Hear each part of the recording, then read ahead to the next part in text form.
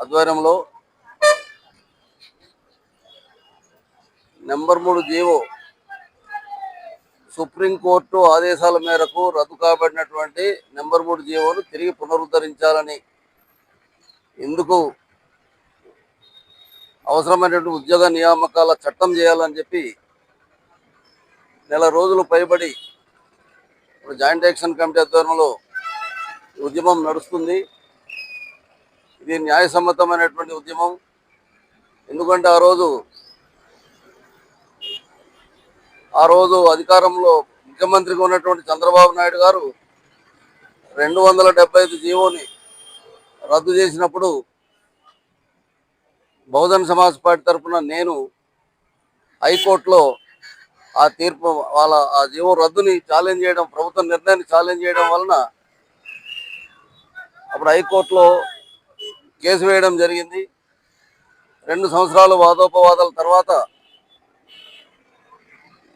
Court తీర్పు మనకు అనుకూలంగా వచ్చింది.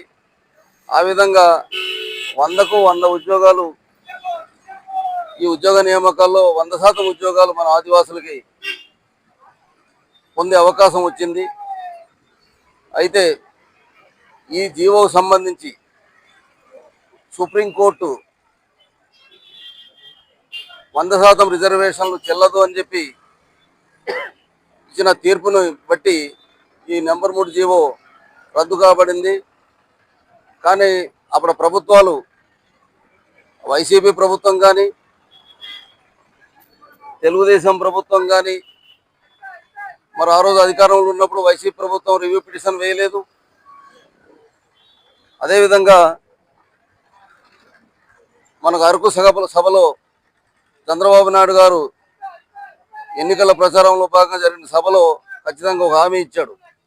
అవసరమైతే న్యాయస్థానాల్ని ఆశ్రయిస్తాం, సుప్రీంకోర్టు ఇచ్చినటువంటి తీర్పుని తిరిగి మేము సమీక్షించే విధంగా మా ప్రయత్నం, న్యాయ పోరాటం మేము చేస్తామని అన్నారు. కాబట్టి ఆ రోజు ఆయన ఇచ్చినటువంటి హామీ ప్రకారం సుప్రీంకోర్టు ఇచ్చినటువంటి తీర్పును పునఃసమీక్షించాలని చెప్పి న్యాయ పోరాటానికి సిద్ధం కావాలని చెప్పేసి ప్రభుత్వాన్ని నేను డిమాండ్ చేస్తున్నాను. All India Bahujan Samaj party తరఫున డిమాండ్ చేస్తున్నాం. కారణం ఏమిటంటే నెంబర్ 3 జీవో ఇక్కడ ఇది 5వ షెడ్యూల్ ప్రాంతం, ఇది ప్రత్యేకమైనటువంటి భూభాగం. ఈ భూమి మీద ఆదివాసులకు హక్కు ఉన్నదని చెప్పి రాజ్యాంగం చెప్తుంది. దాన్ని ఆధారం చేసుకుని ఆనాటి ప్రభుత్వాలు స్థానికులకి ఉద్యోగాలు ఇచ్చినట్లయితే స్థానిక భాషలో, యాసలో